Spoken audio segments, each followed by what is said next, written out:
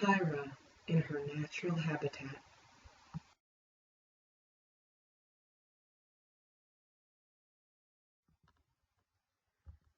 You know, as I read, I'm always captivated with relating myself to one of the characters. Usually it's the main character. I mean, with first person point of view, I don't really have a choice. Then I can't help but think about the similarities I share with this person, or about the ways that we are different, and how I'd like to be more like them. Novels are very important to me. It's like we've been talking about in class, they are my escape. My life is boring, I can admit that. So when I look for a novel I'm going to read, it normally is not realistic, or at least it's not realistic for me. When Crimebring first introduced this project to us, my mind couldn't help but go to one of my favorite books. Now, don't judge a book by its title, but that book happened to be called The Vampire Academy by Richelle Mead. The main character's name is Rose Hathaway.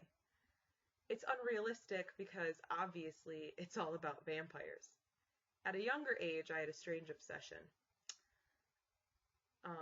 From the very beginning, I loved and admired Rose for the kind of person she was. In the novel, Rose had helped her best friend escape from the Vampire Academy, and from the fear of her overwhelming powers.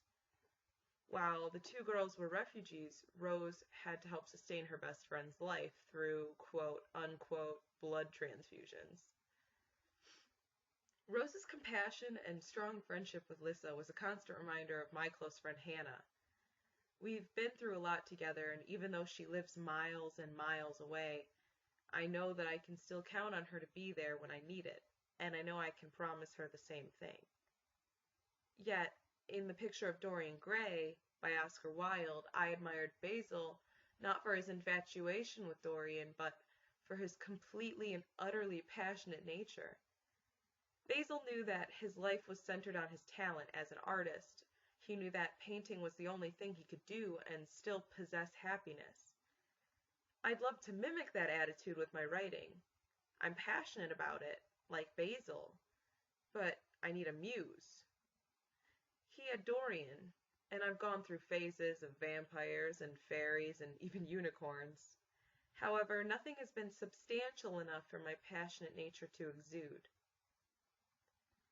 Finally, I'd like to talk about Alaska from John Green's Looking for Alaska. She's incredibly infatuating, the way that Green writes her, and the way her friends perceive her. I can't explain the fixation other than to say that she is possibly one of the coolest characters I've ever had the pleasure of meeting through reading. She just makes me want to not care about anything except for my friends. In the novel, I find her to be incredibly loyal, but a strange line is when she's explaining to her friends that, unlike them, she smokes cigarettes to die while they smoke for pleasure. On the exterior, Alex seems happy and cool, yet she wants to die, which makes it all the more depressing when she does. Spoiler. It was incredibly hard for me to read her death, and I was anticipating it as another one of her infamous pranks, much like the main character. He was in love with her. Now, when novels do things like that to me, it's life altering, and that's kind of crazy for it being a novel, because it's fiction. So with this, I would just like to end that fiction may ruin reality.